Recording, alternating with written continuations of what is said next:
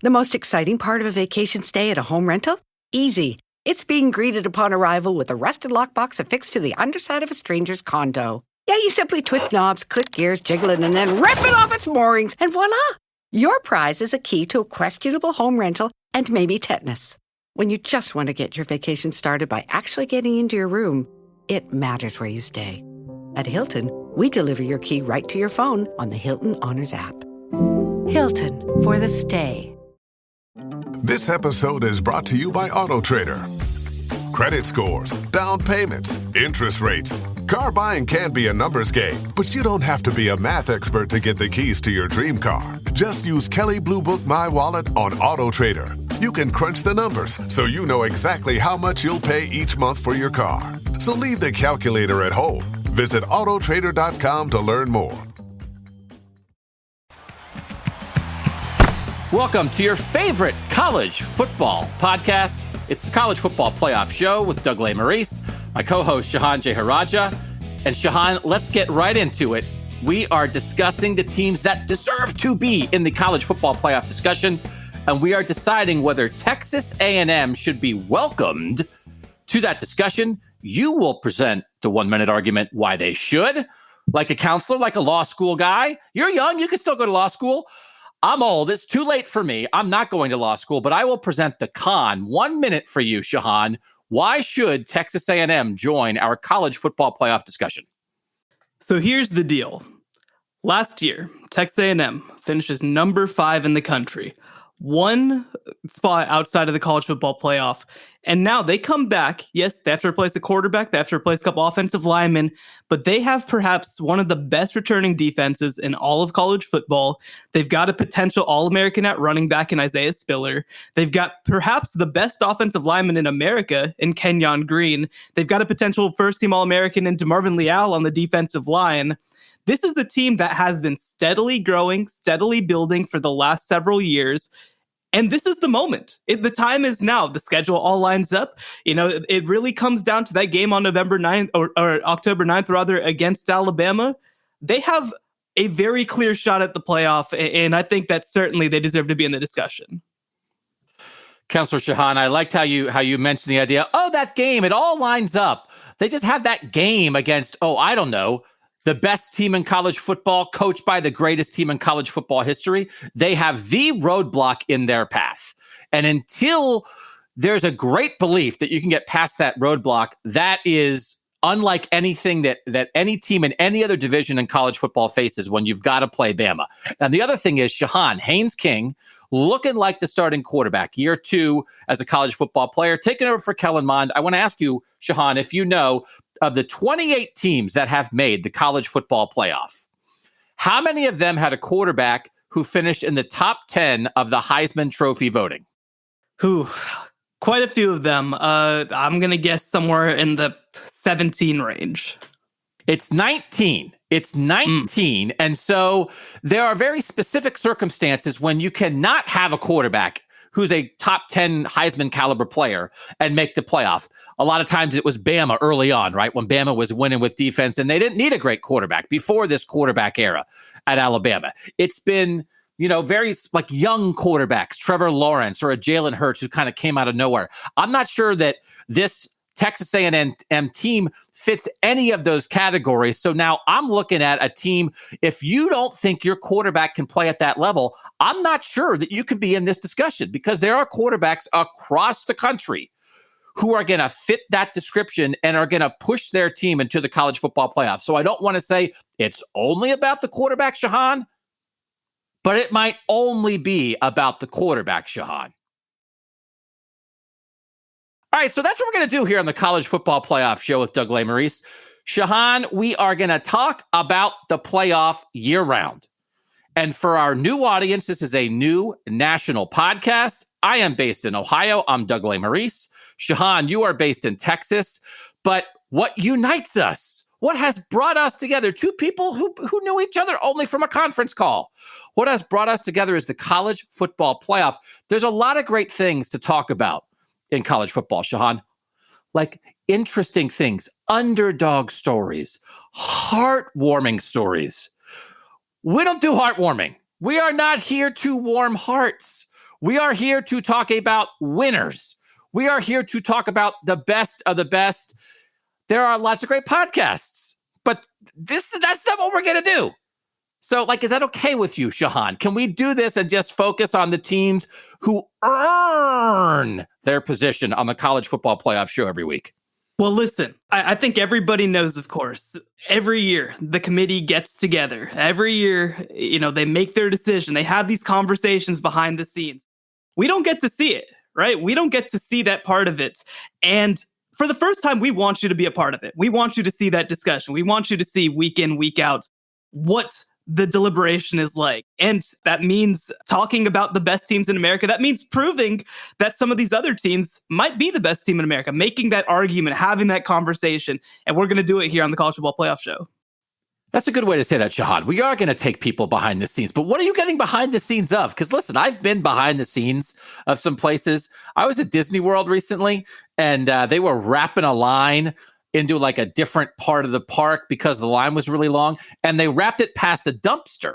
And it's I'm behind the scenes at Disney World, and it's behind the scenes is a dumpster. So, we don't want you to go to a dumpster. So this is not a dumpster. I'm Doug Lesmerises. I've been covering college football since 2005. I was the Football Writers Association president last year. In 2011, when they had their first ever Beat Writer of the Year award for the Football Writers Association, they gave it to me. I'm not saying it's justified, but I have a plaque. That matters. And in 2019, they've done this with a lot of people, Shehan, but I was one of the media members who went and did the fake mock selection committee exercise in Grapevine, Texas, where you get to do these things. And I was sitting with Joel Klatt of Fox News, a handsome man. And we were just sitting there being this process, oh my God, this is wrong.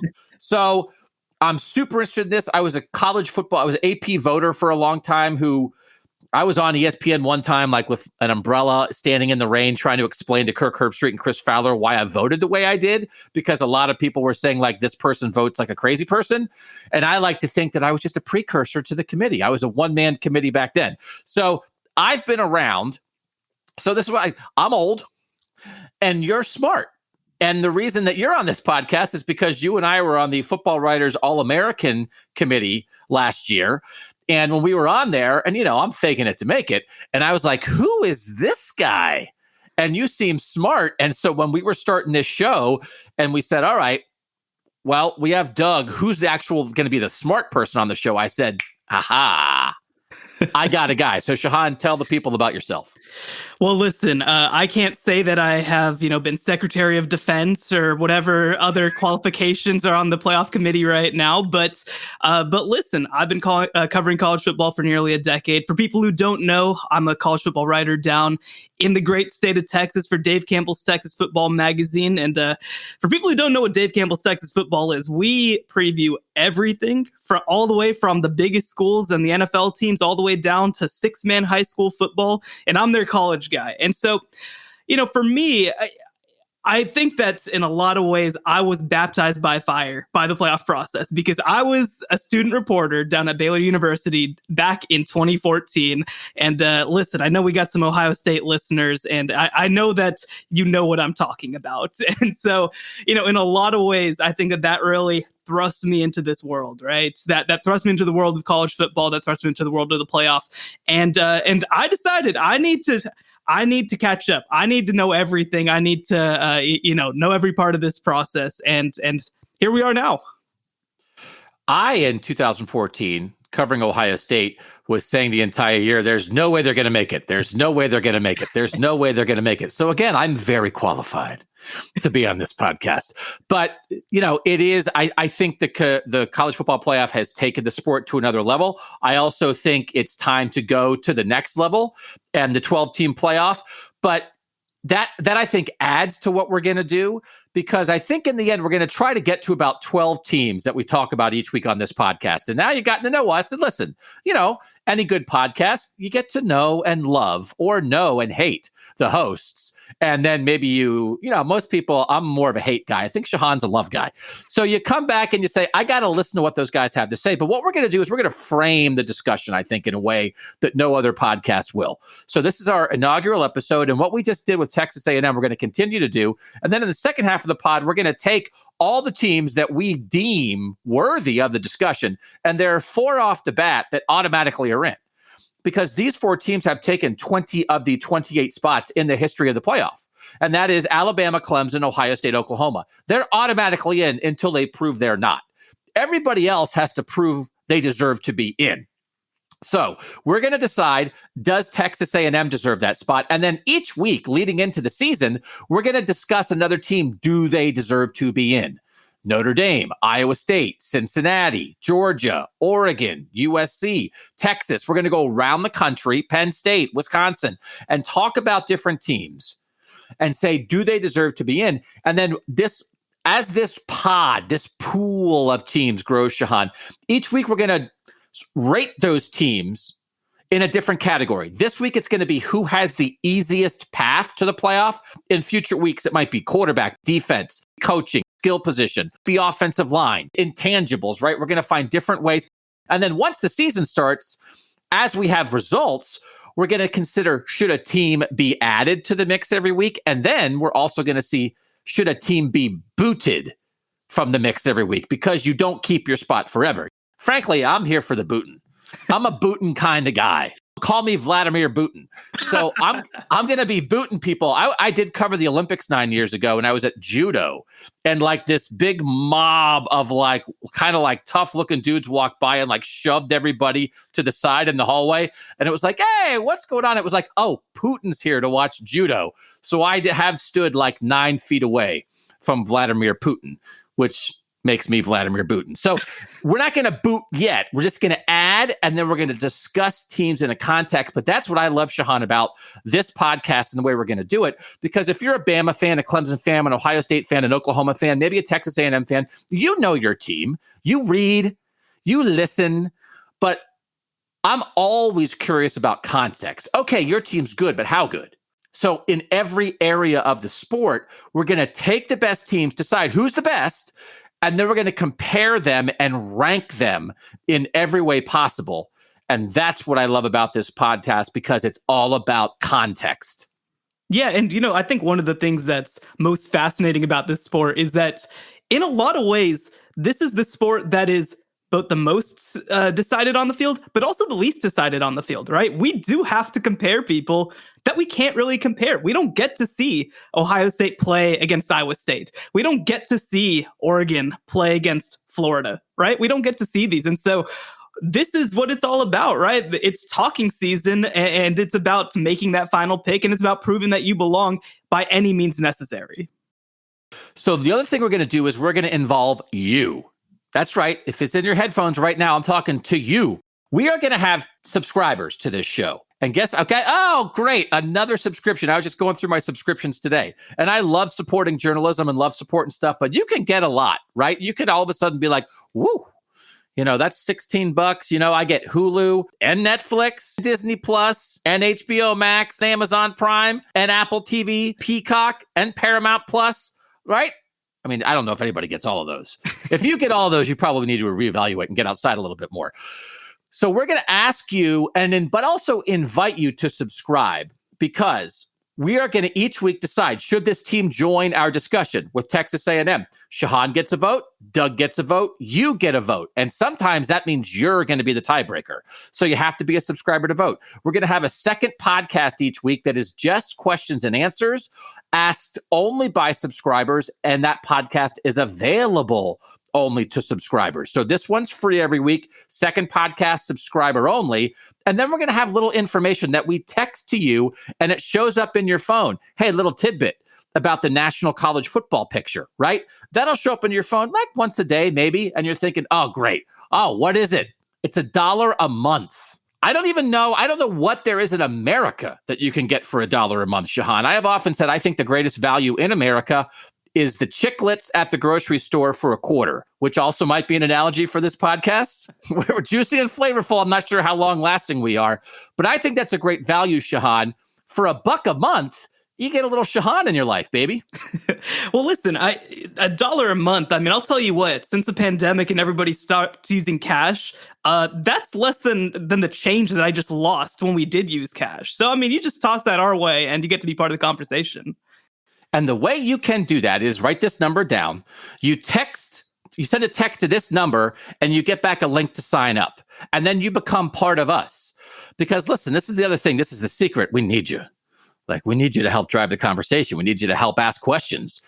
So get a pen or lock it in. 817-442-6789. You're going to hear me say that phone number multiple times on this podcast because we want you to pay $1 and get to listen, because that's the only way you're going to get to listen to the second podcast. It's going to be free for a couple weeks as we build up subscribers. But then after that, only for subscribers, the only way to ask questions, participate in the survey, should this team be in or not, and the only way to get in your phone like a text from your friend. We're your new friends. Shehan seems like the kind of guy who has a lot of friends. I don't have a lot of friends, so I have to use money to get friends. But then please do it. 817-442-6789. That's enough begging for now. There'll be more. But Shehan, let's get back into Texas A&M, because each time we bring a team into the college football playoff show and think about, do they deserve to continue to be part of the conversation? Because once you're in until you're booted. So it's like, hey, do we want to talk about Texas A&M for like the next 8 to 10 weeks or not? You don't have to answer yes to this question to get in, because it's about, can you make the playoff? And actually, it's not even that. It's, do you deserve to be in the discussion for the playoff? Because we're going to have more than 4 teams. A 4-team discussion would be boring. But one of the questions that it influences that, Shehan, is, can you actually win it? Do you think Texas A&M could actually win the college football playoff this season? I think that they can. I do think that this is the rare year where I think that they can. Look, I think that you look at Jimbo Fisher and what he's done over the last several years. You've got a team that over the past several years has brought in like really high level recruiting classes, right? Like top 5 type recruiting classes. And you've seen it pay off, right? Because I think that we've seen those top 5 classes at other programs not necessarily pay off. These have paid off. You see a DeMarvin Leal, you see a Kenyon Green, you see an Isaiah Spiller, you see an Anais Smith. It's been gradual, but I think that to build a long-term sustainable program, that's what it takes, right? It takes 3 years or so of doing that. And I think that now is when you're really going to start seeing that heel turn. And I think we saw that a little bit in 2020 with Texas A&M going 8-1 in the SEC, winning the Orange Bowl, going 9-1, finishing again number 5 in the country in the college football playoff rankings. And so I think that you head into this next season and you look around the sport. It's kind of a season of transition for a lot of the top teams in the country, with Alabama replacing guys at basically every single position, Ohio State replacing a quarterback, Clemson replacing one of the great quarterbacks of all time. It is a season of transition. And I'm not saying that they're going to be number 1. I'm not saying they're going to be favorites, but I certainly think that Texas A&M has proven with what they did sort of at the end of last year, with wins against Florida, wins against North Carolina, kind of, what they did on defense especially, I think that they have a chance, a puncher's chance to win the national title.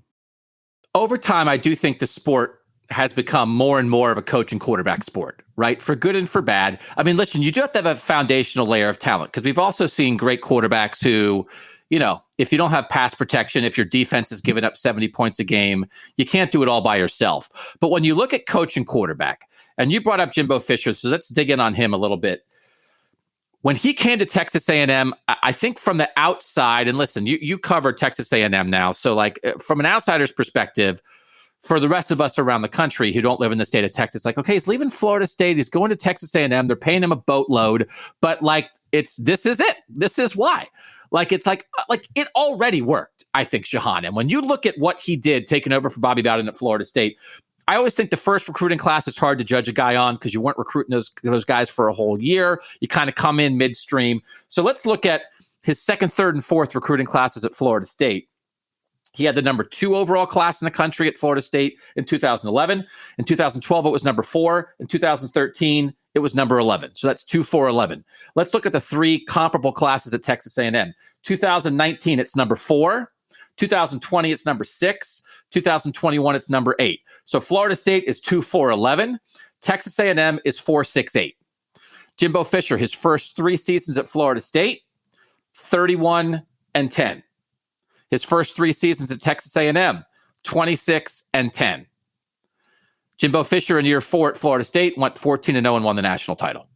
That's where Texas A&M is right now. There was a time, Shehan, where a lot of coaches won national titles in their second year. Jim Tressel did it at Ohio State in 2002. Urban Meyer did it at Florida in 2006. There are other examples of that where a guy would come in. I think Larry Coker did it at Miami. You come in and you kind of win with the previous coach's players. That previous coach maybe recruited at a high level but couldn't get him over the top. You come in, different voice, different message, different style, different scheme, and you get him over the top. This is really, though, this is all about Jimbo.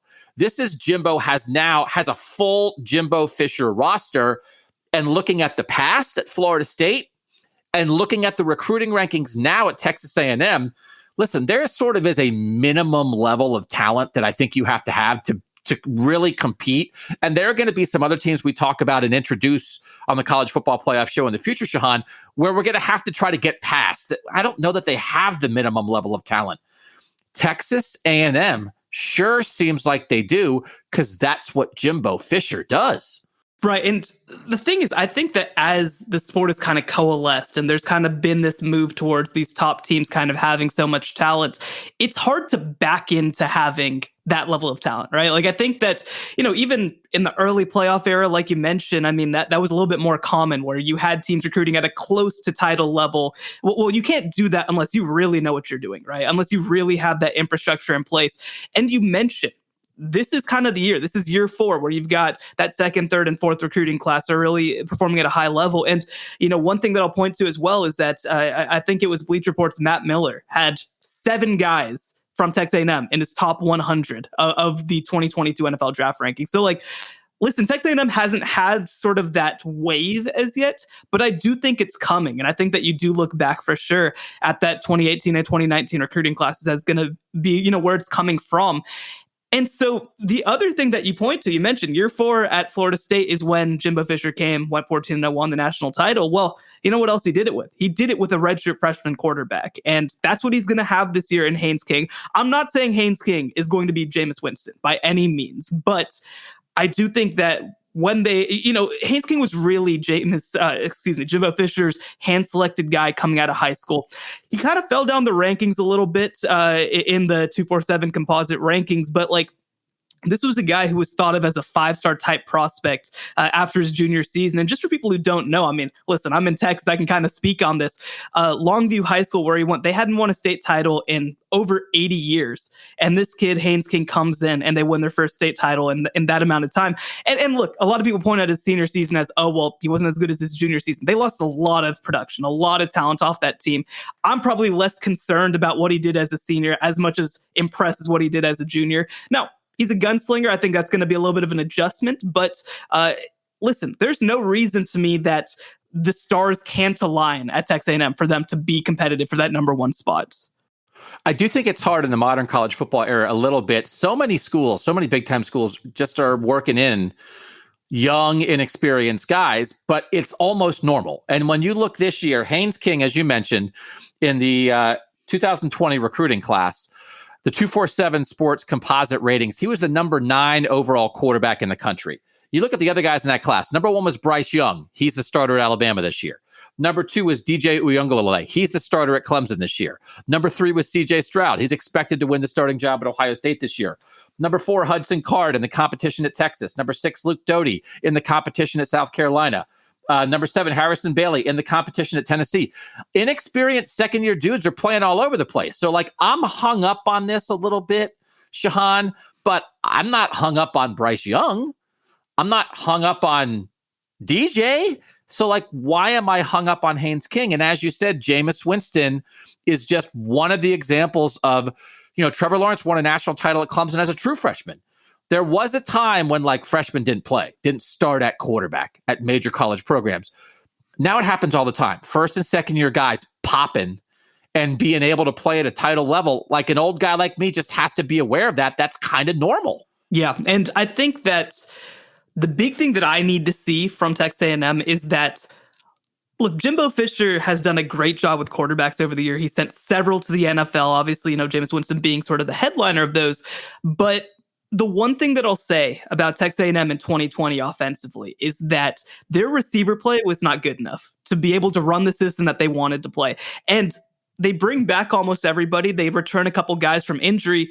But if those receivers can't kind of step up in a big way, it's not really going to matter what happens at quarterback. Because on the offensive line, I mean, yes, you do replace a couple of offensive linemen, but you've got perhaps the best left tackle in America. You've got one of the best running backs in America. So the pieces are there, in my opinion, but you kind of do need it all to come together, and you need Haynes King to be that guy.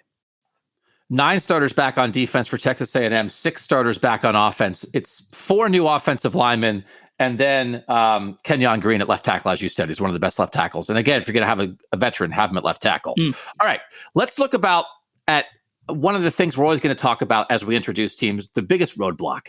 Is there something on their schedule? Is there a particular weakness on the roster? Coaching weakness? Home field advantage not very good? There does seem to be with Texas A&M, the roadblock seems pretty obvious, Shehan. Yeah, let's go October 9th, head down Highway 6 down to College Station, Texas and Kyle Field, and the Alabama Crimson Tide are coming to town. That is like Saban. It might as well be Nick Roadblock Saban. Like, it is just like, we are here to ruin your season. And the hard thing about this is, Shehan, is we've seen 2 SEC teams make the college football playoff before, but it was when Alabama was the second team. I think Alabama is always a threat as the second team in the SEC to make the playoff if they're not the champion. But like, we don't have any proof that a second SEC team can make it if Bama is already in. And so I think a lot of times people around the country think there's like an SEC bias or an SEC lean with the committee, and it really is just a Bama lean. So I don't know that Texas A&M can make the playoff if they don't beat Alabama. That's a hard thing to get past, is it not? Is it that simple? Do they have to beat Bama to have a chance to get in? Well, I'll tell you what, let's turn back the clock to the 1990s and think of how many great players and great teams did not win titles because Michael Jordan just happened to be there, right? And that's what it's been like in the SEC for the past close to 15 years at this point, right? And so it's going to be difficult. It's going to be real difficult. I mean, Texas A&M has not beaten Alabama since 2012, since they had Johnny Manziel, one of the greatest college football players in the history of the sport. And the other thing, too, that you have to mention, it's impossible not to mention it, is Nick Saban has never at any point lost to one of his former assistants. And Jimbo Fisher, one of his former assistants down at LSU, and even Kirby Smart, who he'll probably play if Alabama makes the SEC championship game, that's another former assistant at Georgia, right? So he has had this unbeatable advantage against those guys. And so not only will Texas A&M have to beat the greatest dynasty in the history of the sport just to make the college football playoff, they have to buck every trend that has really ever existed in Nick Saban's whole career. Again, we're going to get into the schedule rankings in a second, and this Alabama-Texas A&M matchup hangs over all of that. But in the last 10 years, Alabama's lost 8 regular season games. 3 of them were at Auburn. So that's a rivalry thing. Auburn is a great burr in the saddle for Alabama. It's the kind of thing that it keeps a rivalry going when, hey, on one side, you have the best team in the country, but on the other side, you've got a team that can hang and jump up and bite the other team. Auburn has done a great job considering that their rival is the best program in college football. So that's 3 of the 8 losses. 2 were that Ole Miss, Hugh Freeze voodoo thing. I don't know if that applies to anything. Hugh Freeze wound up losing his job, but he beat Bama back-to-back years. It's inexplicable, and I'm not going to use that to talk about Texas A&M. 2 of them were just next-level quarterback performances by Heisman Trophy winners. One was Joe Burrow in LSU. One was Johnny Manziel in Texas A&M. And then the other loss is the 9-6 LSU-Alabama regular season game that Alabama then avenged in the national title game.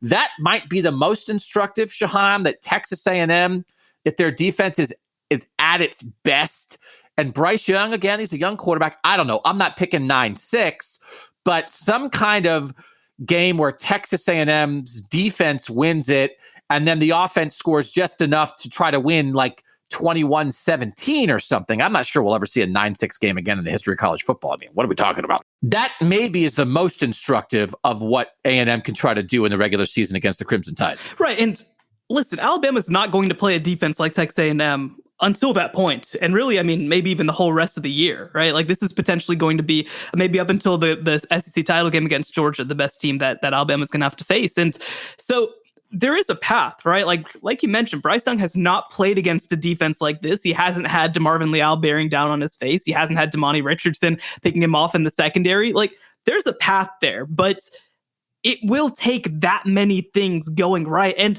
like you mentioned, I think Haynes King has a chance to be really good for Texas A&M. I've made the joke before that Haynes King is like if you made a Texas A&M quarterback in a lab, the East Texas son of a coach, state champion, all this sort of stuff, right? But I don't expect him to be Joe Burrow in year one. I don't expect him to be Johnny Manziel, right? And so, and also I think in Jimbo Fisher's system, you don't expect that to really ever happen quite like that. And so it's going to be tough. I mean, they're going to have to, again, do some things that I don't think that any team has ever done. But yeah, I mean, you look at that 9-6 LSU game, which Alabama did have the chance to avenge later in the year, but that was a team that was just as good as Alabama that year. That's what it had to be, right? They had to be as good as Alabama that year. They had to be the number one team in the country and play in obviously the national championship game.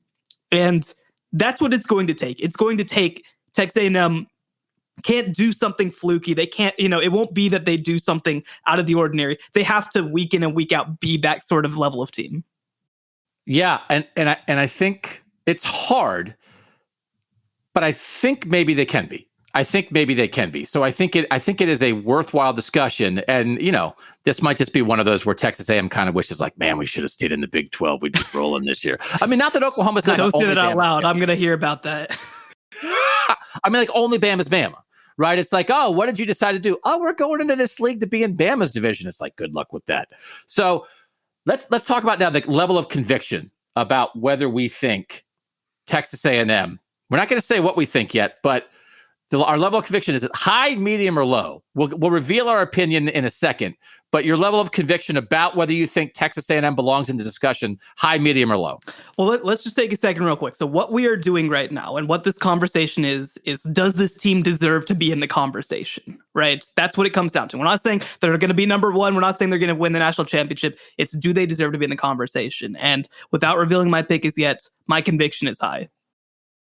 Yeah, mine's high as well. And this is normally when we have, again, once we get you guys locked in and once we get some votes and we can send our survey out and we have subscribers who have ponied up, suck it up, get those 4 quarters ready, $1 a month. And you send a text to 817-442-6789. This is where we'll be ready to talk about your vote. Shehan, should Texas A&M be in our college football playoff show discussion? Absolutely. Like I mentioned, they finished number 5 in the country last year. They're going to enter this year as a potential top 5 team as well. There are those top 4 teams that deserve to be at the center of every discussion, like we mentioned, Alabama, Clemson, Ohio State, Oklahoma. And once you get outside of those 4, I think that Texas A&M is up there with any other team in terms of who deserves to be in this discussion. I agree. And I also kind of believe in setup years for programs. There's a difference between a team and a program. LSU didn't really have a setup year. Like Burrow was there for a year and kind of was figuring it out, but then it was just like bang. And then it kind of went away because the offensive coordinator, the depth of talent, Justin Jefferson, Jamar Chase, Clyde Edwards-Helaire, everybody else coalesced with the quarterback. It's kind of a one-time thing. Texas A&M, and as disappointed as it was last year to not make the playoff, that's a great setup year because it gets everybody in the program to believe. It shows you the path. You play big games that matter. And so I think that was a little bit of an appetizer for Texas A&M. So I'm a yes. They deserve to be in the college football playoff show discussion. And this is where we normally would go to the Texers, but it wouldn't matter because you already got 2 positive votes, but I think the Texers would have gone along with it as well. So congratulations to Texas A&M. You are now part of the college football playoff show discussion, at least until you get booted. And if you lose to Bama in week 6, you might get booted. So, that's what's at stake. Yeah, I guess winning an actual national championship, that matters too. But being discussed on this fascinating, scintillating college football podcast, I mean, that's a reward in itself, Shehan. Listen, this might not be the analogy for this podcast. I feel like I'm a judge on American Idol and I just sent Texas A&M to Hollywood. Oh, yeah. No, you did and you're Paula, and I'm Simon. I think that works. I mean, I'm a Simon 7 days a week. So, yeah, we'll have you and MC Scat Cat on here soon because you are the upbeat guy. And I'm just like, it's a no for me. So, all right, but that's a yes for me for Texas A&M. We'll get into another team next week. But now that means when we come back after this, our next discussion, Texas A&M will be part of it as we rank the 5 teams that are now part of the college football playoff show: Alabama, Oklahoma, Clemson, Ohio State, and Texas A&M, who has the easiest path to the playoff, next on the college football playoff show. Back on the college football playoff show, Doug Lesmerises in Ohio, Shehan Jeyarajah in Texas, and now let's rank. Each week on the show, we're going to do this. Ranking stuff puts people on the spot, right? Because like we're not going to try to do a lot of just like random discussions. We want to have focus. We want to have like a little bit of a rhythm to the show. So each week we're going to rank. And this week it's 5 teams that we're ranking. Each week, the rankings will get a little bigger, which means I have to talk a little bit less. But we're going to start from 5 to 1. So we're trying to rank the easiest path. So the number 1 team on our list, Shehan, is going to be the team with the easiest path to the playoff. That means number 5 is the hardest path to the playoff of these 5. Who has your hardest path, Shehan? Well, we just talked about it. It has to be Texas A&M. They're going to have to go and not only beat Alabama as a former Jimbo Fisher or a former Nick Saban assistant, which has never been done, but they're also, if they do that, if they get through all of that and they finish the season 12-0 potentially, they have to go and play Georgia in the SEC title game potentially as well. So they have to go through 2 teams that are going to be, right there in that top 5 discussion. And I think that's as difficult as any path as any team will have to do. Yeah, I think Texas A&M has to be number 5 here. That Alabama Texas A&M game is so huge. We're going to get into Georgia Clemson is also huge in week 1, but it's not conference. And I don't think Georgia Clemson is an eliminator in week 1. It certainly gives a leg up, right? And it takes wiggle room away for the loser. You can't lose a second game. So whoever loses that game, they've got to run the table to get in. But Texas A&M Alabama might be an eliminator, but then also for Texas A&M, they're at LSU in the last game of the regular season. And if you look around college football, there are some people looking at LSU as kind of a dark horse this year in the college football playoff race. They might be a team that we have to discuss in several weeks to decide, do they deserve to be in this mix for the discussion? Also in the mix, Mississippi State might be a decent team. Ole Miss might be decent. They play Auburn after a bye. Like they've got at least like 5 out of 12 regular season games that are pretty legit. And then, as you said, the SEC title game. So we both have Texas A&M at number 5. At number 4, then I have Bama, because Bama actually, again, I really think Bama might lose a game this year in the regular season, which is like a crazy statement to make, which the fact that it's a crazy statement is a crazy statement because that's how good Alabama is right now. But you look at Alabama's schedule, Miami in the opener, like not a walkthrough. Like on one hand, I think I've called Nick Saban a diabolical scheduling genius in the past because they play these neutral site games that you don't schedule 10 years in advance like you do at the home and homes. I think you can kind of target sometimes like good brands that'll be ranked in the preseason, but that you're pretty sure you can beat. Now, listen, Miami's got a real quarterback with Derek King, so that's like a real thing. But I actually think Miami might be decent, but I think Alabama will probably handle it. But that's a real game. At Florida in week 3 is a real game. Ole Miss, then at Texas A&M, then at Mississippi State. That's 3 games in a row in the middle of the season. They get LSU at home, and then they're at Auburn, and Auburn knows how to bite them at the end. That's like 6 or 7 real regular season games with the SEC championship game on top. Like Bama at times looks indestructible. This feels like an 11-1 season, not a 12-0 season in the regular season for Alabama, though, in my mind. Yeah, I mean, I think that the way that I look at this, and let me finish my sentence before you jump in my DMs or whatever. No guarantee. No guarantee. That is, Shehan, if you're looking for a podcast where your co-host lets you finish a sentence, you're on the wrong podcast. Well, this is probably going to be one of the worst Alabama teams that we've seen in 5 years. No.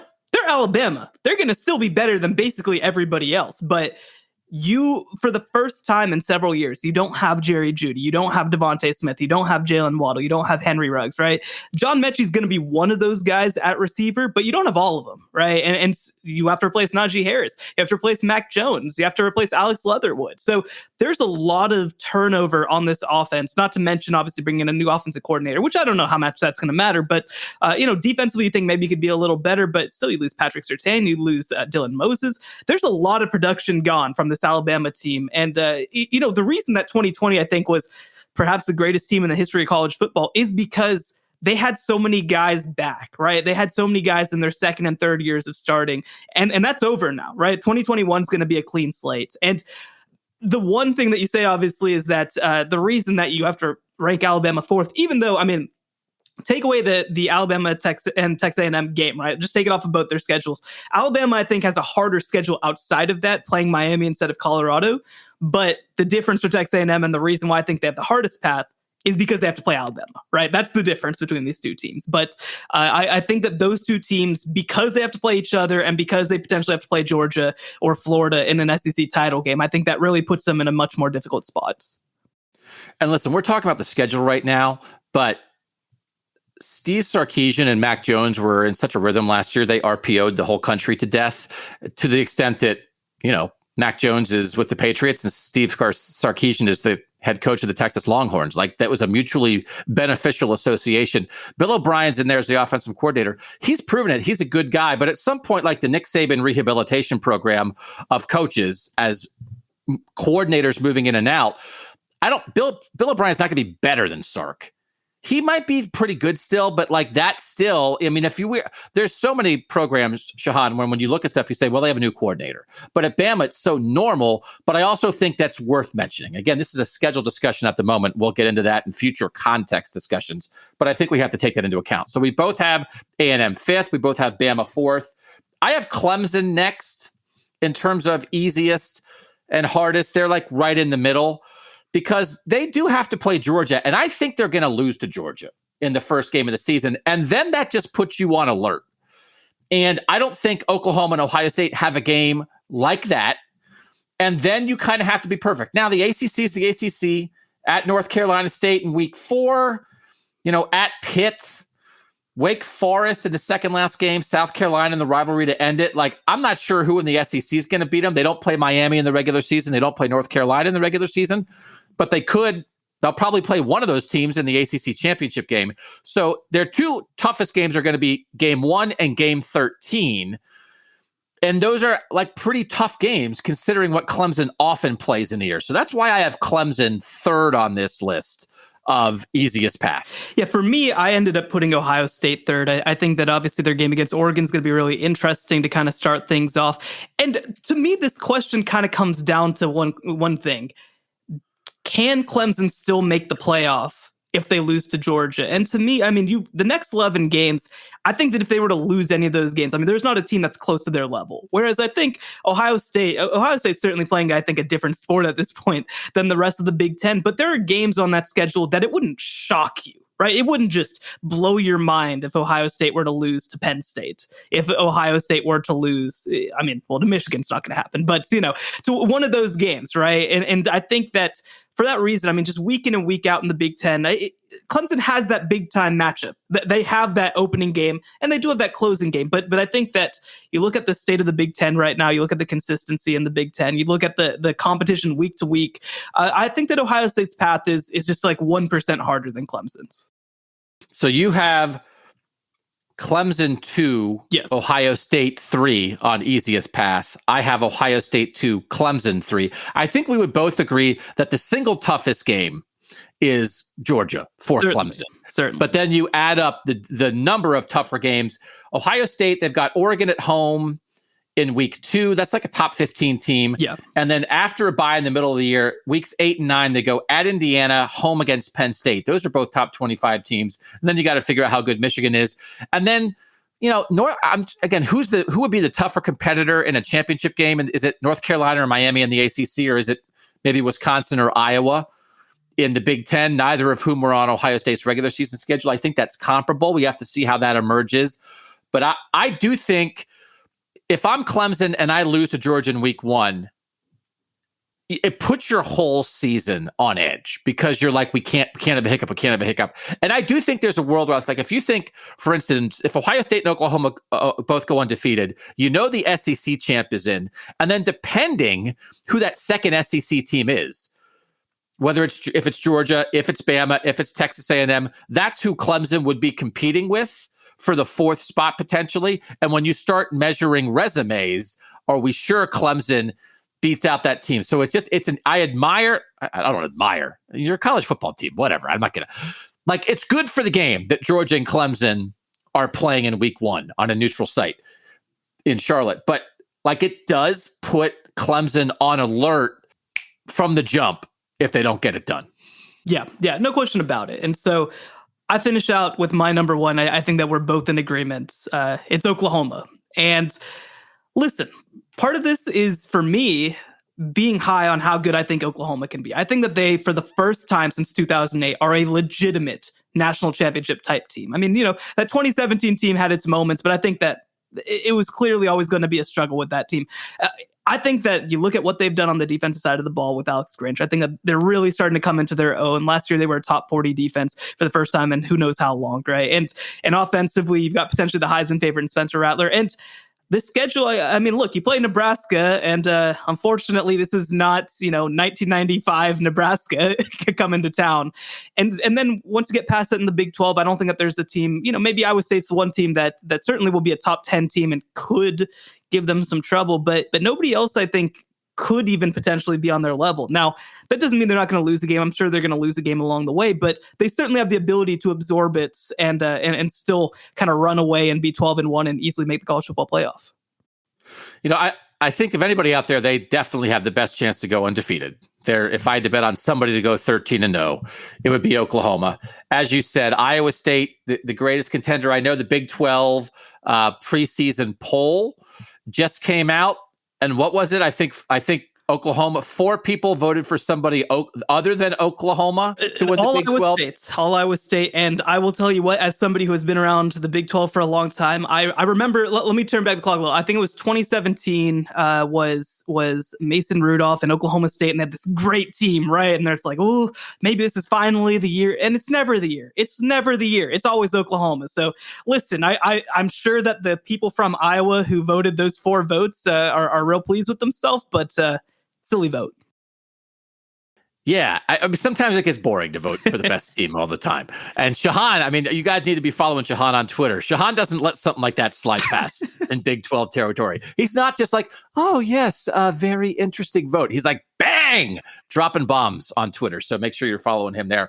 So I just think they're going 13-0. And again, you look at toughest game. They don't have a game that compares to Bama, Texas A&M, or Clemson, Georgia, or even Ohio State, Oregon. They don't have a game like that.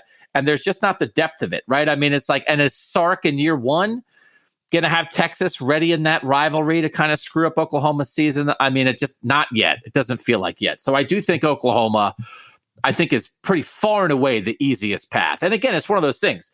How you feel about the team influences that. So it's not a shot at Oklahoma. It's like, well, a lot of people think you're really good, and then we start going down the schedule, and it's like, where are they going to lose? Where are they going to be like less than a 10-point favorite? Like, it's just, I don't see it happening. And by the way, the Iowa State game, that's the second last week of the regular season, it's at home for Oklahoma. So even that is it decreases the chances that they're going to stumble. So let's recap our rankings. Again, this first contextual comparison among the 5 teams deemed worthy of being discussed on this podcast. Easiest path. We both said Oklahoma number 1 for the easiest path. For the second easiest path, I said Ohio State. Shehan said Clemson. For the third easiest path, we flipped. I said Clemson. He said Ohio State. Fourth easiest, Bama. And the fifth easiest, or the hardest path, is Texas A&M, because they've got to go through Bama. But again, that game is at Texas A&M, which does matter at least a little bit in this discussion. So that's what we're going to do every context. We're going to compare. We're going to take, if you're a fan of one of those top teams in the country, you're going to learn more about your team by hearing more about the competition. Because I do think a lot of times, Shehan, it's still a regional sport. It's still a conference sport. where a lot of time, I mean, you spend most of your time, oh, can you win the conference? If you win the conference, what does that mean? And listen, we know there's college football national shows all over the place, but nobody else is like doing it like this, where it's just all we're doing. Best teams in context, who deserves to be in the mix for best teams. And then now that we've decided who they are, compare, rank. That's all we're going to do. I think that's a service. I think that's valuable. I think, first of all, this podcast is free. So what do you got to lose? But then $1 a month after that, I think it's worth it because I like the way we're doing this. Yeah, and I love, starting with this kind of, ranking and path and all that sort of stuff, because I think this gives us an opportunity to really get to know these teams too. We'll rank position groups, we'll rank, coaches, we'll rank stuff like that. And I think, like you mentioned, I mean, it's very easy to kind of be in your silo a little bit, but, listen, sometimes, I mean, not to knock it, but, sometimes this national discussion comes down to, well, they're Alabama, they have Nick Saban. Well, there's more to it than that this year, right? There's more to it every year. There's more to, well, that's Clemson, that's Ohio State. Because when you're comparing these teams, they all got it, right? They all got the talent. It doesn't matter how they've recruited. It matters what they've got. And I think that this podcast gives us a real good chance to talk about that. And as much as we said off the top that there are these 4 teams who clearly have established themselves as playoff contenders, we have not yet in 7 years had a playoff that was those 4 teams. There has never been a Bama, Clemson, Ohio State, Oklahoma playoff. In year 1 of the playoff, it was 2 of those 4 teams. And in the 6 years since, it's been 3 of those 4 teams and 1 other team. So when we welcome these other teams, one of the things we're doing is like, all right, well, there's always a spot, right? But also, there are also going to be like exceptions to the rule. And there's just enough uncertainty. Spencer Rattler's different in Oklahoma because all the bumps and bruises he went through a year ago is potentially what CJ Stroud, DJ Uiagalelei, and Bryce Young are going to go through this year for those 3 other teams. And all it takes is one little blip. And as long as we're in the 4-team playoff, one blip will get you. In the 12-team playoff, you can survive a blip, right? And so that's going to be a different situation. We actually will talk about that when we come back to wrap up the college football playoff show. We'll give a brief little hit on what we think of the 12-team playoff that is coming. And then we're going to do a little thing where we try to get to know each other a little bit. Shehan and I will tell you the greatest college football games that each of us ever covered. That's next on the College Football Playoff Show.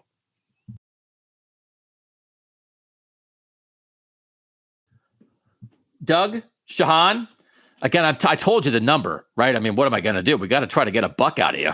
Is that, I mean, seriously, $1? Come on. That's what I always say. If you've made it this far and you're like, $1 a month? No, I can't do that. And by the way, it's a 14-day free trial. So you have 2 weeks to decide, to figure it out. Talk with your family, talk with your friends. Talk to your financial advisor. Maybe we can get a financial advisor sponsorship here. $1 a month, send the text to this number, 817-442-6789. Write it down or sing it to yourself, 817-442-6789. Shehan, 12-team playoff, it looks like that's where we're headed. They've had too much discussion. They're public. They leak it, then they're public about it. We're considering it. They're going to make more money off of it. Whenever you're considering something that's going to make you more money, you don't normally get to the end of the consideration and be like, you know what? Nope, we don't want the money. We're going to keep it this way. So it's coming. We anticipate it's going to come in 2023. So we've got 2 more seasons of this. Do you like that it seems like we're headed towards a 12-team playoff?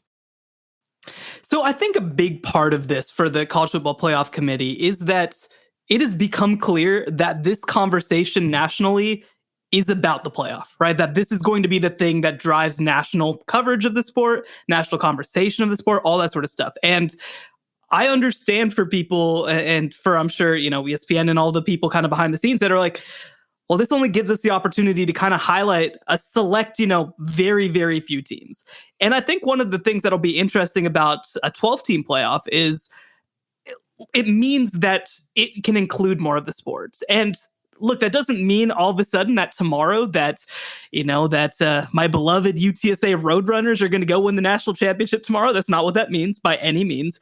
But it does mean if you go 12-0 and if you have a good enough schedule and if you have a chance that you get in. And one thing that I really do like about this, obviously for people who follow me on Twitter, I do, enjoy Group of 5 football. That's certainly going to be a big part of it for me. But the other thing that I like is I like that we're rewarding conference championships again. I like that matters because it feels like in the last several years, I mean, you go back to 2017. I mean, if you've got 4 spots, how is a non-conference champion, Alabama, the national champion, when we've got 10 conference champions to choose from, right? I mean, that's difficult for me if you're going to have such a small swath.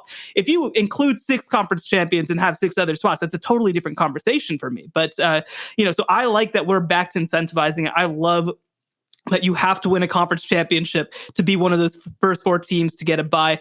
There's going to be a lot of logistics. I mean, I certainly think we have to think about, what this means for the workload put on athletes. But I think that there's a lot to like about it, and I'm excited to see it happen. If you follow me on Twitter, I don't enjoy Group of 5 football, and I'm like, oh, great, congratulations! Like, you know what? Let's create a podcast where we only talk about like the 10 best teams. I covered the Duke Butler national championship game in basketball 10 years ago, and I had where I was in like the second row courtside, I was right in line behind Gordon Hayward from Butler when he put up that half court shot at the buzzer to win it. And like, I half stood up in my seat and I said, it's in. And it bounced out, right? And that was a super exciting moment in college basketball where you had this underdog Butler team against Duke. And that's not college football. That is not going to happen in college football. So I like the 12-team playoff. 5 power conferences and 4 spots is just square peg, round hole. It's gone too far. It doesn't make any sense. If you compress the power conferences into 4 leagues, 4 16-team leagues, and you make Notre Dame get in there, then I could imagine sticking with 4. And it's just play your conference. However you determine a champ, do it. And then that champ's in. And then that's it. And I think that would be interesting and fun, but they're not going to do that. So if they're not going to do that, you've got to expand. And if you're going to expand, going to 6 isn't enough. Going to 8 is enough, because if you do expand, you've got to give a group of 5 an automatic bid. You've got to figure out Notre Dame. And so then what are we doing? Like, if you do the 5 big power conference champs plus a group of 5 automatic bid plus whatever, you have to go to 12. So I like that they're going to 12, and I do think it will expand the discussion. And it's a good, just anybody who would happen to have, I don't know, an entire podcast only about the playoff, you might expand your audience. So, selfishly, I was like, yes, because we were planning this podcast. And then it was like, oh, by the way. And I was like, yeah, baby. Just if you think this podcast is good now, just wait until 3 years from now. All right. One other thing. Shehan and I are just getting to know each other still. Again, why would a 27-year-old hang out with a 47-year-old, unless he was getting paid? So we're going to get to know each other through here. We want you guys to get to know us because, again, if you love us, that's how you'll give us $1 a month. 817-442-6789. Shehan, what is the greatest college football game that you have ever attended / covered? Okay, so I'm going to go back to that 2014 season when I was covering the Baylor Bears, and that game against TCU is unlike anything I've ever seen. People who remember that time back then, or maybe were around the Big 12 back then, I'm sure you remember the 61-58 cries, all this sort of stuff. And so going into the fourth quarter, Baylor was down 58-37, down 24 points, or 21 points rather. And they scored 24 unanswered points in just 10 and a half minutes to go and win that game at the buzzer. It was just one of the most insane things I've ever seen. I mean, and again, it was a great game at the time, and it's crazy that it ended up kind of shaping the playoff conversation for the first time as well. So just everything on the field, off the field, it also, one of the greatest things about it for me is that it really kind of helped stoke that rivalry with TCU only coming back to the Big 12, 2 years earlier. So now Baylor and TCU at each other's throats all the time. So to me, I mean, that's just a moment that I will never forget. And again, if TCU holds on and wins that game, finishes undefeated, they're in ahead of Ohio State as the 4 seed. Absolutely. And Ohio State does not win the first college football playoff. So Urban Meyer and the Ohio State Buckeyes owe a note of thanks to the Baylor rally. I'm going to pick the Texas USC national championship game. I was lucky to cover it. It was my first year covering Ohio State in 2005. My very first game, I missed the opener that year. So my very first game I ever covered was Vince Young in Ohio Stadium beating Ohio State, when actually I just rewatched that game recently, and I think Ohio State might have had a better team. They had 5 guys picked in the first round the next year off that team. Great defense, AJ Hawk, Dante Whitner, skill position guys all over the place. Antonio Holmes, Ted Ginn Jr., Troy Smith only played part of that game. But anyway, that was the first game I ever covered. And then I ended that season. I covered Notre Dame, Ohio State in the Fiesta Bowl. And they let me keep going. It was like, well, you're already in Arizona. And they let me keep going. And I went to the Rose Bowl and covered Texas USC and, Vince Young running into that corner of the end zone, USC being anointed as potentially the best team of all time. And they don't even beat Texas. And that would have been, that I think about that. That's a 2-team playoff, right? Where you thought, if you had 4 teams, Ohio State might have been in. How interesting does that get? Do you even get that game? But that was a great game. And to watch Vince Young, I got to watch Vince Young at the start of that year beat Ohio State, that sort of set Texas on that path. And then Vince Young cap off that year by beating USC. I mean, that dude, Vince Young and Deshaun Watson to me in my 16 years covering college football are just kind of like next level guys that at the college level. And then obviously Deshaun and the NFL level, Vince not as much, like that is what you want. Like just absolute stud, leader, motivator, inspirational, run, throw, tough, clutch, like that. That's what a college football quarterback is to me. And I saw Vince Young do it twice that year. This may come as a shock to people, but some random Sri Lankan American son of immigrants named Shehan Jeyarajah did not grow up around college football that much. And Vince Young and those Texas Longhorns, for me, growing up in Dallas, Texas, that was the team that I was like, oh, man, now this is a sport. This is something. This is something else. And I still remember sitting at home watching that Texas win over USC at the last second. The day after in my class at school, my science teacher was a big Texas fan. It was mayhem. It was pandemonium. So that was really one of the games that really made me love college football. That is a very inspiring story. I actually have kind of an inspiring story personally from that game as well. When I was at that game, I'm an unbiased reporter, so obviously I'm not going to buy like a shirt for the team, but I did buy a Rose Bowl sweatshirt at that game, and it is the highest quality sweatshirt I have ever owned. 16 years later, the neck is not stretched out. The logo has not faded. Like the band at the bottom, like I can rock that 16-year-old sweatshirt and still look like a champ. So, it's great that whatever, like you're the son of immigrants and it inspired you in your career, blah, blah, blah. I got a great sweatshirt at that game. So, everybody wins. Everybody wins. Every day is a story. Thanks, Vince. Vince shaped both of our lives in very meaningful ways. One set you on your path and one got me an article of clothing. All right, that's it. That's what we do. That's how we do it here on the College Football Playoff Show. We would love for you to be a part of it. Be part of this podcast. Get subscribed. We're planning to go twice a week, like all the time, until we're further canceled. Notice. And we'll go twice a week. We'll have this pod, and then we'll have the Q&A pod where we're going to take questions from subscribers, and Shehan and I will go back and forth answering them. Look for that.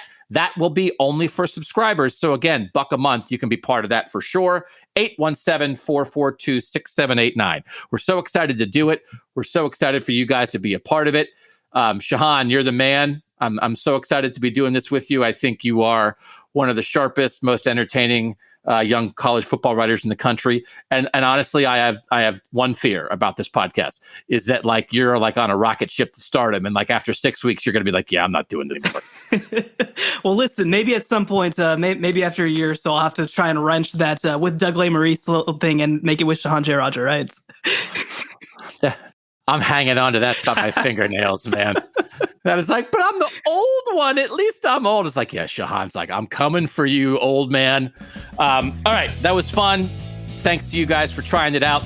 We hope to catch you back next time. For Shehan, I'm Doug. And that was the College Football Playoff Show.